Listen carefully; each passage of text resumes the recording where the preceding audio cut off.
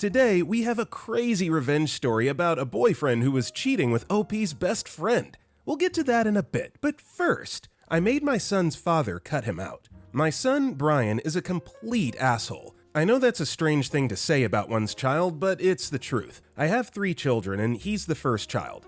After Brian, I went on to have another child with my ex-boyfriend, and my last child was with his father. I know you must be thinking our family is crazy, and you're right, but we are also people with high morals who would never engage in antisocial behaviors. My ex-husband, Brian's dad, started a business with his mother when she was alive. I came into the picture 2 years after I met him at my cousin's wedding.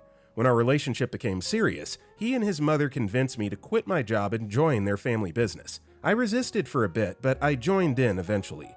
My husband was a disciplined man. He was just like his mother. She ruled what later became our company with iron fists. No one was spared from her high-handedness and discipline. Not her son, my ex-husband, and most definitely not me.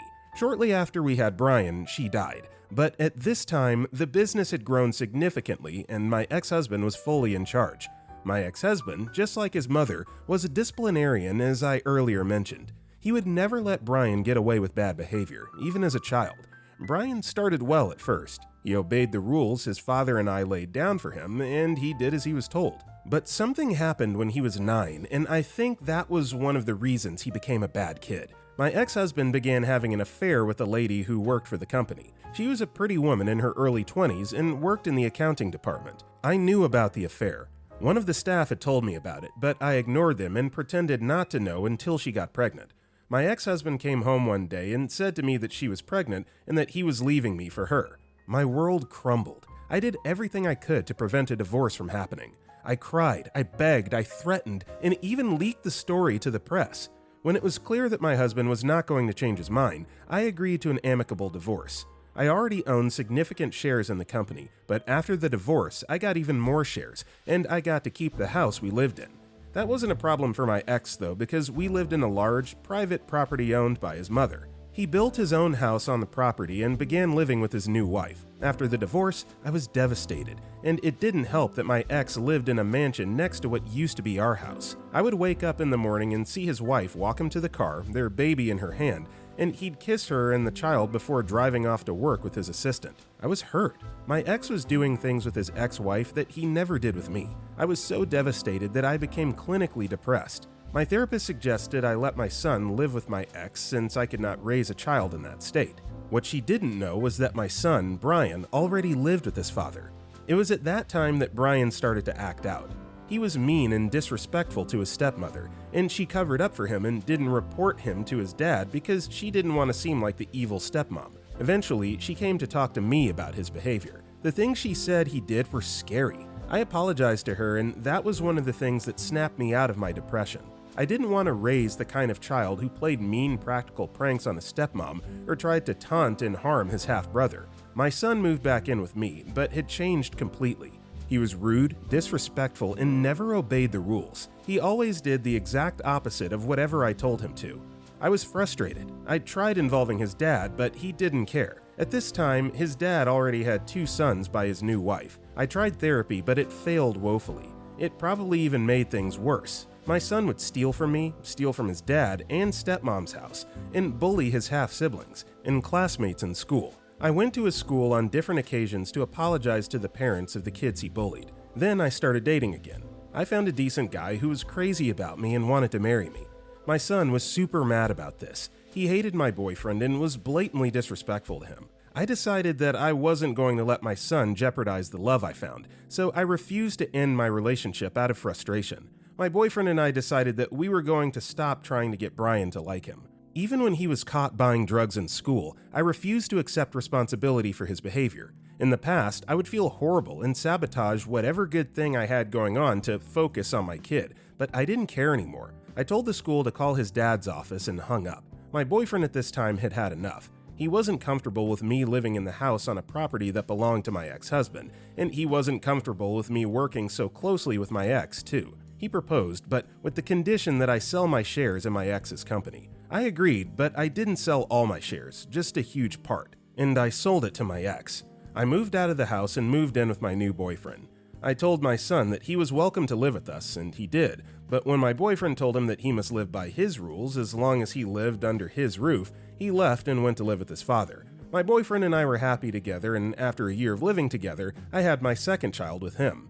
At this time, my son was in high school, but despite being old enough to understand how life worked, the fact that I had another child pissed him off. He was mad at me and stopped speaking to me. After a while, I got tired of trying to get him to communicate with me. I just let him go. I only heard about the stuff going on in his life whenever his stepmom or his dad told me. I didn't care too much anyway. I had started a new family and was not going to let my son ruin it. My son then joined a gang and they started threatening my boyfriend. At this time, we had already picked a wedding date and we were going to marry soon. My son and his gang members cornered my boyfriend, took his money, and threatened to harm him if he didn't leave me alone. That was how my relationship with my boyfriend packed up because my boyfriend wanted to go to the police, but I stood against it because what mother would want her own child to go to jail? My boyfriend got mad and ended our relationship. I was deeply hurt about it, but I felt I did the right thing even though it was a hard decision. I moved back into the house next to my ex-husband's mansion. Shortly after I moved in, my ex-husband's wife divorced him because he caught him cheating with an employee. After their divorce, we got closer and remarried, and that was when I had my last child with him. One would think that Brian would be glad that his parents were finally together since that seemed like what he wanted all along, but his behavior only got worse. He was a nuisance to society and refused to do anything with his life. He had already finished high school but refused to go to college. His dad became very sick of his behavior and cut him off completely. After his dad cut him off, reality dawned on him. All the friends that only hung out with him because his parents had money stopped coming around. The girls stopped coming too. It was at this time that he got into college to try to get his dad to forgive him. His dad did forgive him, and all through his stay in college, he behaved himself properly to the best of our knowledge. Despite Brian's claims of being a changed person, I deeply resented him for what happened in my previous relationship. I was not happy with Brian's father, but I was happy with my boyfriend. Brian's father was never going to be a faithful husband. He was never present, and he was too high-handed and selfish. Everything about him reminded me of his mother. I hated that. I hated him, so I moved back to the house next to his mansion, and we only got divorced when he met someone he wanted to marry. Years later, Brian was done with college and he came back to the house to work in the company. Brian was still very mean despite his claims. He never tried to develop any kind of relationship with the siblings, half or full. He was mean to them and would do and say mean things to them that would cause them to cry. Many times, I'd warn him about his shameful behavior, and he'd scowl at me or even curse me out. He was great at the office, and his dad praised his work ethic, but he was very mean at home. He did petty, childish stuff too. His dad took a chance on him letting him work in the company, but his dad swore to cut him out completely and wrote him out of his will if he ever misbehaved. I noticed that Brian feared his father. He worked hard to please him and would hide some of his vices from him too. He did all these while being extremely disrespectful towards me. One day, Brian cut my daughter's hair. It was ridiculous of him to do that. I understood sibling rivalry and dangerous pranks, but how can someone play such pranks on a sibling that he's nearly 20 years older than? I confronted him about what he did. Things got heated and my son slapped me.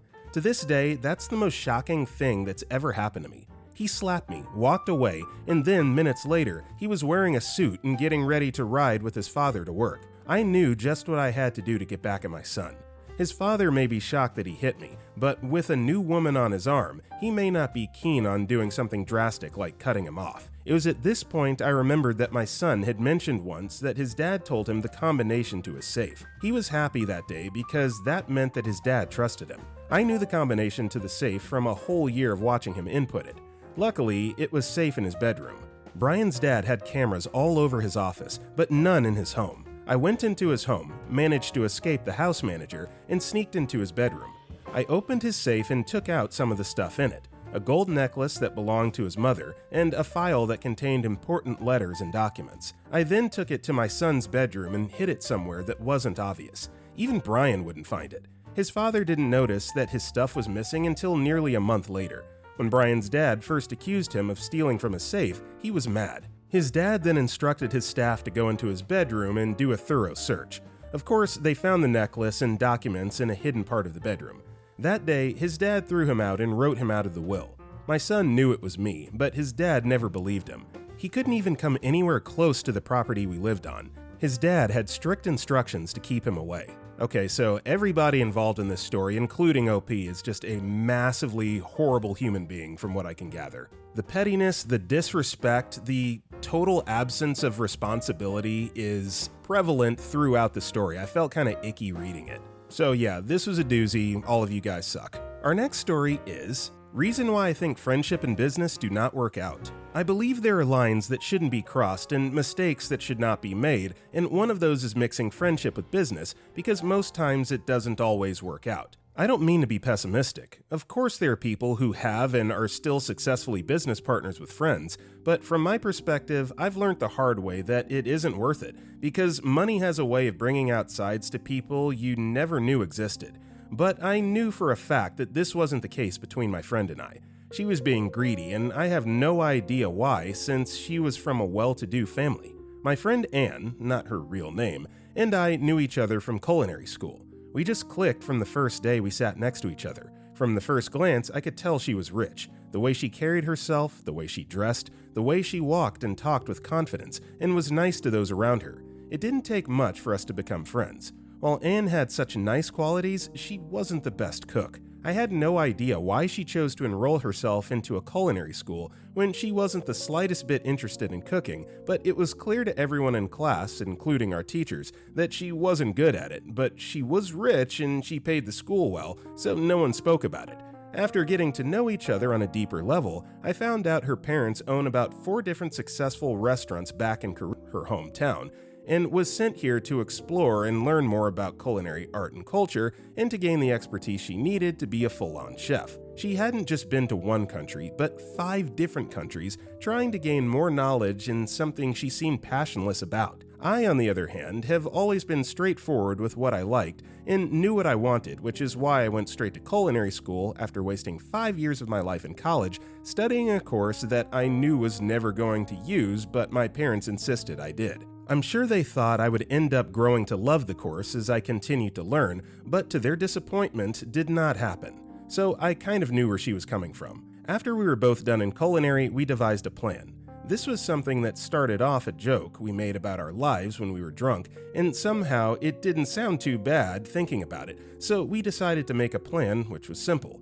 Anne had the money, enough to get us a nice place, and I had skill. Rather than letting her parents control her life by going to the next country they had in mind for her, we decided to use the money to set up a small business. We went with something affordable but a central location, rented it, did a lot of remodeling, and started off with as a diner. This wasn't just a 2-man plan. We involved 2 other classmates of ours in culinary schools who were more than excited to join in because it felt like a start of something great. And while we had our ups and downs, business wasn't doing so bad. Anne had lots of friends and was quite popular on social media, so she brought in the people while I focused on making the dishes, which wasn't so bad considering people always came back. We started making profit at about our 6th month. Before that, we were just doing our best to keep business afloat, and it was a lot because starting up a business required a lot of capital, but we got past that somehow. We were able to build a diner that had a potential of becoming bigger. Anna was good at her job. So good that about a year down the line, she had got an interview with a presenter friend of her to have a sit-down with her. While this was good news, I wasn't expecting Anna in a chef suit making different dishes and claiming she was the one responsible for making each meal that comes out of the diner's kitchen with the help of her staffs. That felt very insulting, not just to me, but to the 2 other co-workers with me.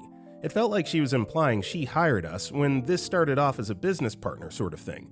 We all invested a lot into the diner. While Anne had the most money to offer, we all dropped what we could give. I spent all of my life savings, time, energy, and patience to make sure the business was thriving, and this was the same for the rest of my coworkers. Nobody slacked off. We didn't deserve to be called staffs, and I spoke to Anne about it. She apologized for doing that, but said she wanted to prove to her parents that she was doing fine without them, and it was good because she was the face of the brand, and people liked the idea of seeing the face of the brand in charge. I had no idea what that meant, but I realized just how much power she held. She was the face of the brand, and she was in charge of content, so if she wanted to, she could easily toss us aside and switch the narrative in her favor, and no one would know anything. I knew it was time to get a lawyer involved, and I spoke to my coworkers about it. They also felt it was time to put things into paper so there would be no problem in the future, and it felt like a very smart idea, except Anne felt like we were going too far because of a small incident that happened on a show. But I felt like it was time to do this because we were at a good place currently, business-wise. Anne didn't look too thrilled by the idea, but had no choice but to give in. The lawyer had the paperwork ready within a week, and it was all sorted out by the end of the day. We went back to our usual business, but I could sense that my relationship with Anne was falling apart. We spent less time with each other, and she constantly had one occasion or another to be in without inviting me, and we always went together to most parties or gatherings, or wherever she was invited to, I was her plus one. I decided to have a conversation with her about it, and her excuse was that I was always busy at the restaurant since we've been having more people and she didn't need to take me everywhere she went like I was her bodyguard. Needless to say, the conversation didn't go so well, and a part of me felt like she was right. It was like my whole world revolved around her. We worked together, lived together, and attended the same events, so I decided to step back a little and give her some space by focusing on work since the diner was doing well and the workload was becoming too much to handle for 3 people. But we couldn't yet afford to hire more staffs. I came up with the suggestion of giving Anne a few tasks she could help with. She could deal with the dishes while I cooked and the other 2 deal with the service, and everyone felt like it was a nice idea, till we spoke to Anne about it, and she got all defensive about it, saying she was busy trying to promote our brand as usual. We all got paid equally, but Anne had the least work to do. Besides, it was just for the meantime, till we were good enough to hire more staffs, which she objected to. The alternative was to hire someone and reduce our salary, which wasn't so much at the time, but Anne was cool with that because she was rich and wasn't factoring us into consideration. We decided to cast a vote on the matter, and none of us agreed with the idea of hiring someone new because we all knew what that was going to do to salary, and I'm guessing it was the same for my other coworkers. The money we were earning was barely enough, so splitting it into 2 wasn't an option. Anne didn't take it too well. She said I had been working behind her back to say awful things to Haley and Ross, the 2 other coworkers. Otherwise, they would not see any problem with hiring a new staff. I counterattacked her by saying she knew so little of us all. No one had anything against Anne, but we all needed money to survive, and the little we were getting wasn't enough, so splitting it wasn't an option. I don't think Anne was ready to hear or listen to what I had to say.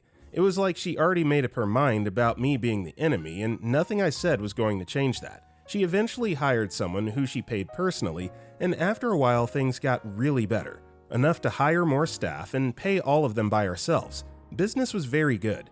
I had extra help in the kitchen and more time on my hands to do something, so I started making a recipe book. It was like a hobby. I did this every weekend and it was fun because I would go out and try something new and see if there were ways to elevate the taste at home. And when I successfully create something nice, I write down the recipes. By now, Anna and I were barely talking to one another. She was never in the apartment, always out partying somewhere or doing her own thing, so when she suddenly called for a meeting saying she wanted to buy me out, it sounded strange to me. I thought she was joking till she brought out the paper and told me to sleep on it and give her an answer the next day. The money she was willing to pay me was a lot, but it felt so insulting in a way. She never spoke to me about this. There was no prior warning, nothing prepared me for this, and I wasn't going to just accept it. But then I thought of how I could start up my own business and make my dishes using my recipe, and how it would just be mine, and I knew it was something I genuinely wanted. So I gave my lawyer a call and he showed him the paper, which he said was good. I signed the papers and got my money. Not too long after this, I moved out of the apartment because I had a new location in mind that would be good for business, and I needed to be closer to see if I could get a building good for business for a fair price. While I was busy doing all these, I had no idea Anne had stolen my ideas in my recipe book and was using it to gain audience online by posting dishes she made and their recipes till I randomly came across it on her page. About 7 different copies of mine was on her page. It was very shocking. I had no idea she knew I had a recipe book. It explained a lot about why she bought me out. She wanted me out of the way after stealing my idea, but I wasn't just going to stand by and watch her get away with it, and I knew just how to get her. Anne liked to be seen, so I got a friend who was a TV host to invite her to her show.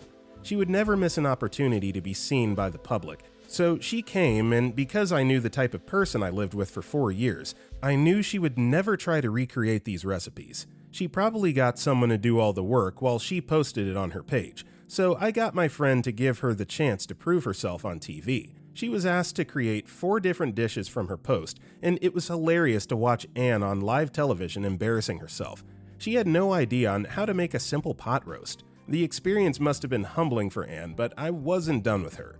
I decided to go to the show for the next week and publicly announced to the world that Anne and I were partners, and she in fact stole my recipes. I made sure I didn't embarrass myself when I was asked to do something like Anne did. Anne denied the whole thing, and this caused a lot of controversy. Some people felt like it was a lie. Most believed because it was clear Anne wasn't a good cook, because she got called in for more interviews when it was the whole saga was happening, and she still couldn't make any reasonable dish from the recipes. By the end of the month, Anne's diner got sold and she left the city, and I was able to get the place with the help of Haley and Ross. We decided to upgrade a little by incorporating some of my recipes into the menu, and we've been doing so well. I heard from someone Anne was back in Korea working at her parents' restaurant. I couldn't care less. I was just happy I stood up for my right and didn't allow myself to get swindled by an old friend. Whew! Alright, let me catch my breath real quick from all those run-on sentences. No, but in all seriousness, this is probably the best way to get back at someone that is like plagiarizing, copying your work, taking credit for it. That's not cool, ever. And for her to be profiting from that as well, I think you did her a solid by just humiliating her and not taking her butt to court, so good for you. Our next story is, my boyfriend left me for my bestie. I've heard of friends trying to get the attention of the one man you have chosen to love. I've even watched it in movies, but I never believed it would happen to me. I felt I could never fall victim to this because I had some great friends. I've been with these friends for years, and it was only natural that I trusted them with every corner of my life. More so, we've shared some great moments. We've laughed, cried, and traded secrets we swore would remain locked away forever. So it was safe to say they were my family, confidants, and pillars of strength. So when I got into my first relationship ever with my man, it was only natural for me to tell him about my escapades with him. I mean, details of how we met, how nervous I was on our first date, how his smile made my heart race, and how I dreamed of a future with him. I exposed every little detail to them because that's what best friends do, or so I thought. Of course, I assumed my friends were genuinely happy for me. One would often tease me about how smitten I was, and another always asked about our plans, smiling as though she was rooting for us. I felt lucky to have a boyfriend I adored and friends who I thought cheered me on. But then I also noticed that things were off. Little things like how they sniffed and roll eyes whenever I talked about how rich A was. I didn't think I should keep that part of what amuses me about my guy away from my girlies, but their reaction every time made me cringe. With time, they began to throw shade at me whenever I told them that A got me something beautiful and expensive. The shade was even worse whenever I couldn't afford to get something for myself. They would use words like, "We thought your boyfriend is young Elon Musk. Someone like you shouldn't go broke." To be honest, I didn't think much of those words because I was too blind to see any reason to worry. I don't know how I managed not to pay attention to how the girls I called best friends treated me. For as long as I can remember, they've derived so much pleasure in making me feel lesser than myself. They always had one thing to complain about. Either it's my posture or the way I dress, sometimes even the way I eat. But each time I want to give a thought to those things, I remember how amazing they've been to me and how they were not bad vibes in my life at all. Those moments would make the toxicity they pushed to me worthless. How sad. One evening, we were out at our favorite hangout spot. It was the same cafe where we'd spent countless afternoons sharing stories and dreams over coffee. That day, however, the atmosphere felt heavier. My friends kept exchanging glances and giggling between themselves. When I asked what was so funny, one of them smirked and said, "Oh, it's nothing. We were just wondering what A sees in you. I mean, not to be rude, but you're so simple." I laughed it off, pretending it didn't sting, but the words lingered, and they echoed in my mind long after I got home. Why would she say that? Was it a joke, or was there truth behind her words? I decided to shake it off, convinced that I was overthinking. Despite all that they said to me, I still went ahead one weekend to plan a small dinner to introduce A to my friends. I wanted them to see the man who had made me so happy and for him to see the people I cherished. I arrived with a bouquet for me and small gifts for my friends. Nothing extravagant, just thoughtful gifts. But instead of warming up to him, the tension in the room was palpable. T asked him pointed questions about his work, almost interrogating him. L, on the other hand, made a snide comment about his car, saying, "Oh, I expected something more luxurious, considering how much she brags about you." I could feel my cheeks burning with embarrassment, but A handled it gracefully, smiling and changing the subject. After that dinner, I felt torn. He assured me that he didn't take their comments to heart, but I couldn't shake the feeling that my friends weren't happy for me because it became so glaring after that. Not long after that drama, I was surprised to see my boyfriend put up some attitudes I would tag as disgusting. All of a sudden, he started missing my calls he wouldn't return. He would miss our date nights at will or show up very late any time he wanted to honor it. I didn't know what to think or do, as all my efforts to call his attention to the state of our relationship yielded no fruit. My friends too didn't make things easy. They suddenly became busy and unavailable. As my life seemed to spiral out of control, I felt more alone than ever. The people I thought I could count on, my boyfriend and my friends, seemed to be slipping away. It was as if I had become invisible to the very people I held closest to my heart. One weekend, I decided to confront A. I couldn't keep pretending that everything was fine. When he finally agreed to meet, I poured my heart out, telling him how his recent behavior was hurting me. He looked at me with a mixture of guilt and hesitation, then said, "I've been meaning to talk to you about this. I think we need some space." My world crumbled. Space? What does that even mean, A? Is there someone else? My voice cracked as I struggled to keep my composure. He shook his head but avoided my gaze. "No, it's not that. I just feel overwhelmed." I couldn't believe that he said those things to me. This was someone who told me I had no reason to worry about us and that he would never let me down no matter what. We even promised to fight for each other every time. As I watched him leave me on that restaurant seat, I wanted to believe him, but something didn't sit right. After that scenario, I found out why I was all alone. The friends I had thought I would do life with suddenly went blank on me. I didn't understand what was going on until I saw A and one of my friends, T, together giggling and holding hands out at a restaurant several weeks after. I had to blink faster a couple times just to be sure that I wasn't dreaming. I couldn't connect the dots. How? How could A and T come out of a restaurant holding hands and giggling while at it? I was sure there was a mix-up somewhere. I just needed to find out what it was. I didn't pretend to have seen them together because I changed my steps and walked in their direction. I could see that they appeared very shocked too as they stopped right in their tracks. It was then I remembered all the strange messages I had seen on A's phone when he was still with me. Messages like, "You deserve someone who truly gets you, not someone who's holding you back." Then A kept reassuring me that we were meant to get married and be together forever, so I couldn't be much bothered. Besides, he waved off the message as being from one of the girls who wouldn't stop throwing herself at him. I moved closer to A, and I asked him if T was one of the girls who wouldn't stop bothering him. His response was vague and incomprehensible. As I walked closer to T, I felt sick. Very sick, if I must add. I wondered what else she had done to me that I wasn't aware of, and how far she would go to spite me. But one thing I couldn't do was understand why she and L condemned A with all their heart, but still went ahead to go out with him. I wondered loudly in my mind if people condemned what they liked or loved just as the guys. I wanted to scream at them in public so that passerby could see that they were terrible people who deserved to be avoided. But I gave it a second thought because I figured it was best if I dealt with them quietly because I knew that would hurt more. I walked away like a fool, and I could feel that they exchanged glances at each other, more like asking, "What just happened?" I could only smile at their foolishness because if only they knew what I was capable of pulling off, they would have been more courteous with me. As I walked away, I reiterated to myself that my revenge would be deliberate, calculated, and unforgettable. The first step was to distance myself completely. I deleted their numbers, blocked them on social media, and made it clear to mutual friends, including L, that I was no longer interested in being part of the same circles. For weeks, I kept a low profile because, to be honest, I was clueless on how to handle the issue. I guess I couldn't shake off the traumatic experience of seeing one of my best girls holding hands and giggling happily with a man who stopped talking to me for no reason. It dawned on me that I had not even found out why A left me. I knew that I deserved that closure. With all that going on in my head, I got an idea that I thought would lead me to a happy ending on the issue. Then it dawned on me that I had not celebrated my birthday party in a long while, so I decided to throw a party for myself. After all, I had gone through a lot that year. I invited quite a number of people, including those mutual friends I had with L and T. I invited L and T, and of course A. I gave them a call after I recovered their numbers. I could feel the shock in their voice when I invited them to my party. Even if they wanted to say no, I didn't give them that choice. I made them feel like that was the least they could do for me.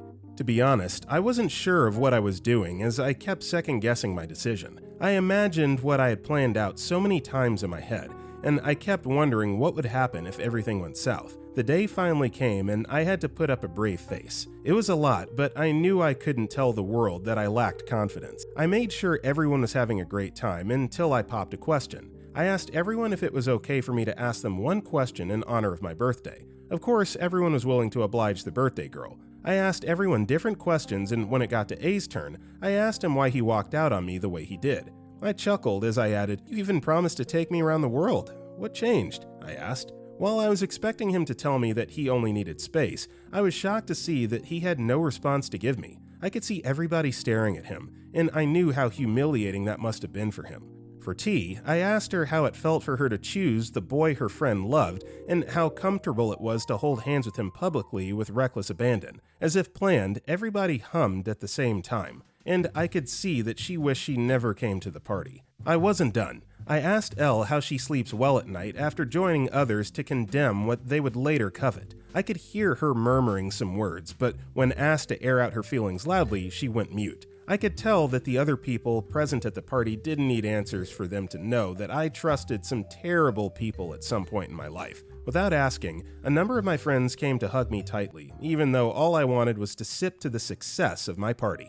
Boy, oh boy, who needs enemies when you got friends like these folks? Look, OP, you seem very nice and kind. Unfortunately, these people just took advantage of you being a little bit naive. But that's okay. Lesson learned, you got them back, and you will be much better off for this experience. I have all the faith in the world. With that being said, that's all the time we have for today. If you enjoyed today's video, drop a like and comment below. And if you want to check out our other videos, click the video on the right. With that being said, I'll see you all next time.